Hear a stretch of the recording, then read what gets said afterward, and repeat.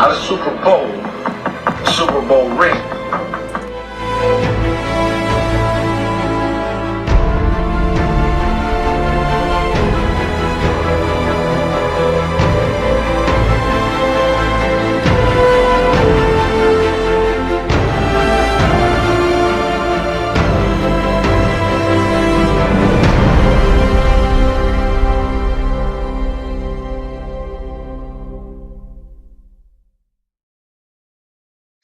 All right, Arizona Cardinal fans, Eric and Brian back in the Birdgang Ultimate Fan Cave here. We're live for Season 2 of the Birdgang Fan Show.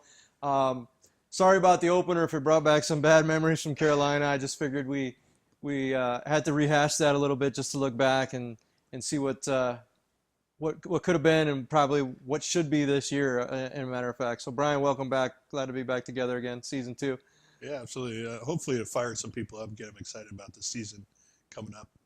Yeah, it fired me up a little bit, but looking back, since I was there, it kind of brought back some pain and memories of that long flight home and stuff. So, thankfully to therapy, I'm over it now. At least I think I paid some of that off. So, first of all, we've done some stuff with the fan cave. Huge shout out, Brian. What do you think for Mr. B letting us borrow the banners from the stadium? We promise we'll have them back Sunday by game time. You're responsible for getting those back up there so the fans notice they're not missing. Yeah, they look good. I just hope we can keep them clean when we deliver them back, that's for sure.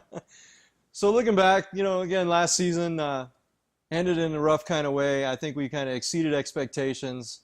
I still try to ride the memory from the Green Bay game and what sent us there. So looking forward this season, there's a lot of stuff coming up. Obviously, week 1, Patriots in town. What about training camp? What were your thoughts from training camp, Brian? It seemed like it was a long training camp, a lot longer than I can remember in the past. I was really able to focus on seeing a lot of different players, like some of the youth that we have coming up. And I was surprised with some of the cuts. Seeing Britton Golden getting cut and not carrying Barkley after he had a pretty good outing in the last couple of games of the preseason. At least Britt's back on the practice squad though, so I mean, there's hope there. And Elijah Penny, I think that might be a mini David Johnson in the making there. I don't know. He looked good, third and fourth string in that last game. I'd like to see what he can do behind the first stringers. So I'm excited. Robert Kimdichie, I can't wait to see that guy beast out. I hope he doesn't get the primetime Sunday night jitters. I mean, he came from a big school, so, he's probably used to playing in front of a big, loud crowd. Chandler Jones, of course. I'm sure he has a few tricks up his sleeve. He knows what he's going up against. He went up against that offensive line of the Patriots, every day in practice. So they know him probably pretty much as he knows them. So yeah, Valdir was saying that he probably had one of his best camps because he was going up against Chandler Jones every day in practice. So he hadn't had an opportunity to go up against that type of talent in practice. So he thinks it really made him better. So we'll have to see. So we'll be right back and we'll chat a little bit more about some off-season moves we made ourselves and some new exciting things coming up for the Bird Gang. All right, Cardinal fans, we're back in the fan cave. So, Brian, a couple things I want to talk about over the off-season. We established the Ultimate Birdgang Fan Travel Club now, and that's taken off. If you haven't seen it yet, it's on our website, along with our partner Tyler Martinez on that. He's done a great help. Fabulous turnout. We launched with the Miami game. We have over 350 fans going to Miami. I know it's not till December. It's going to be fun. You're taking in the Buffalo game. We're going to try to take in a few others along the way, here and there as the schedule dictates. So I'm kind of excited about that. Finally, we got, we started off with that plan. We wanted to put something together for the fans, get everybody together in the biggest group possible. And I think Miami's in for a shock when they're going to see all the red that's turning out in those stands. Yeah, I mean, that was our original goal, to try to get the fans together on the road. And it seems like it is coming together. We have a lot of people that have committed to going to Miami, and hopefully we can, be able to celebrate a nice victory when we're down there with everybody, with all the fans. So yeah, well, 2 weeks before Christmas, South Beach, it's not a bad spot. It's a little early Christmas present for some people and stuff like that.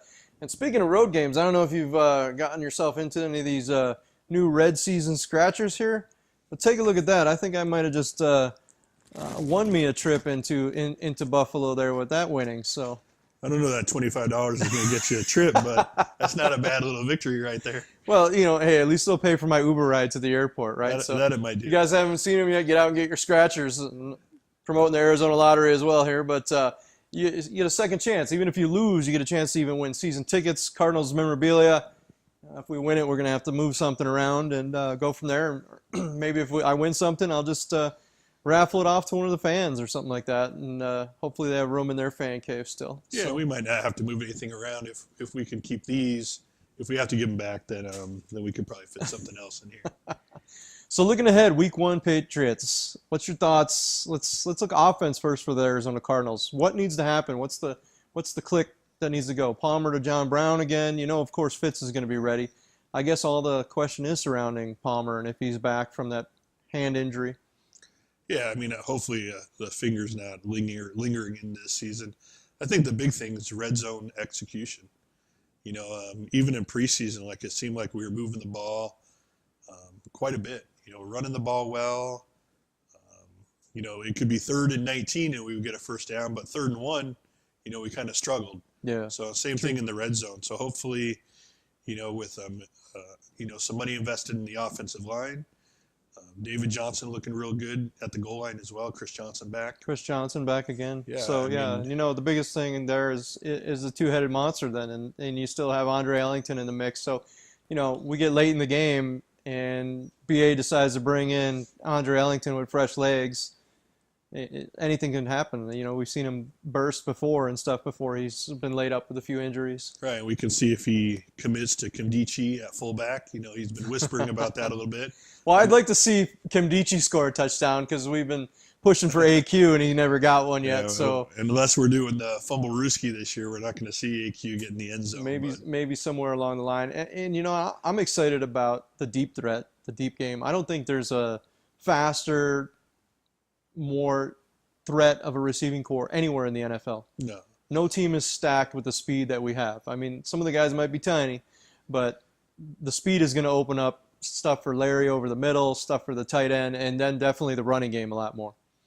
Yeah, I mean, I'm not so much worried about the offense as I'm worried about maybe the secondary to start off in the first game. You got 2 big targets in Martellus Bennett and also Gronkowski.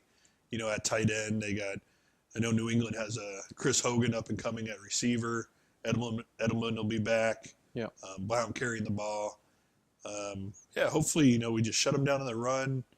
Brandon Williams holds his own, and we should be in good shape. Maybe Garoppolo, obviously, it's a little added benefit that we don't have to face Brady, but they've been planning. They've been able to plan for this game for months. They know it's coming, so definitely they could be ready. Yeah, I'm sure they're ready. I mean, Bill Belichick never goes into a season not prepared, and he's been thrown a lot of challenges along the way. But looking defense, biggest thing, of course, obviously next to Robert Kimdichie is the return of the Badger.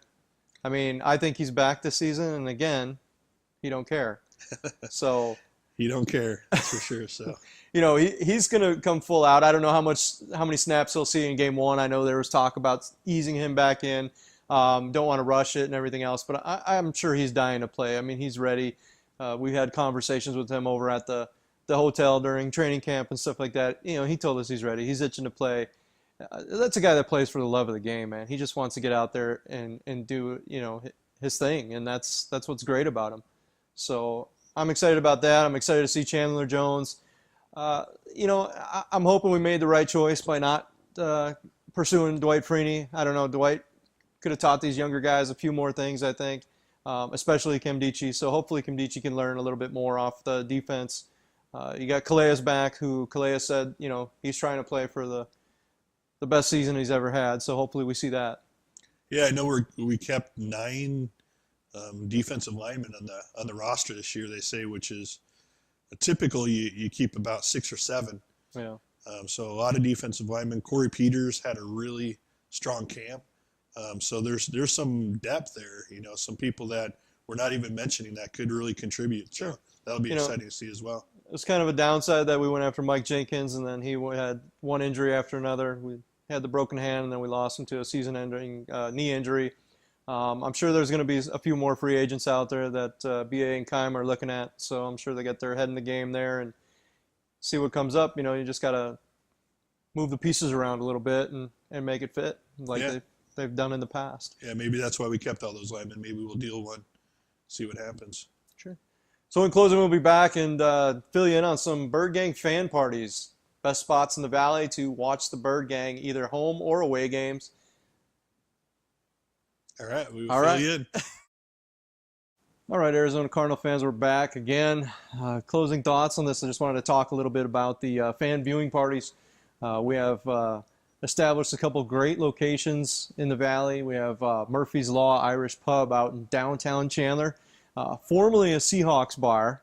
So it's always good to convert one of those, new owners. We've had a couple events out there. We hosted a trivia night. We've had some fans out there for the preseason games and stuff like that. It's been great. Live DJ, prizes, fun. Shout out to Coors and Miller for showing up. They got prizes galore given away. They always have some beer girls walking around. Fantastic people out there at Murphy's Irish Pub if you haven't checked it out. Early games, they got a great breakfast menu. They designed their own Birdgang menu for us. Drink specials, food specials, different events, giveaways throughout the game. We'll do a silent memorabilia auction out there each week. So that's like right in the heart of downtown Chandler. Directions are on our website. There's a calendar on the events page. If you go to the Birdgang Travel events, it'll show you on there. And then in the heart of Old Town Scottsdale, they were lacking a Cardinals bar down there, believe it or not. You know, there's a couple Bears bars I saw. There's a Packers bar. There's a Steelers bar. So we teamed up with Boondocks down there. And the only thing bigger than our flag wall is the screen that you'll be able to watch the game on at Boondocks. I mean, the only TV in the Valley I know that's bigger is the one that's in the nest. So, I mean, I stood across, it's 200 some inches, and you can watch it from across the street. So, again, we're going to have good crowds out there. Home games, you're more than welcome to go out there. They're going to take care of you at both locations with some specials. Road games, one of us will be out there hosting a party. Tyler Martinez will be handling the games out at Murphy's Law. Myself and Brian will be handling Boondocks, so come out and see us. We're going to have the same great stuff going on, specials. You know, we negotiated with both these locations and said, hey, we need you to cater to the Birdgang fans, and we're going to make it fun. We're going to make it interesting, and you can come out, and I can guarantee you one thing. Murphy's Law, when there's a Cardinals game on, every TV in the house is on Cardinals. It's dedicated to Cardinals. Same thing at Boondocks. You go to Boondocks, they might have a few TVs inside that you can catch another game on or catch your fantasy stuff, but the big screen is where it's going to be at. The patio is beautiful. The weather is going to be perfect. You know, definitely we're starting off both locations for the first road game. Brian won't be there. He'll be in Buffalo.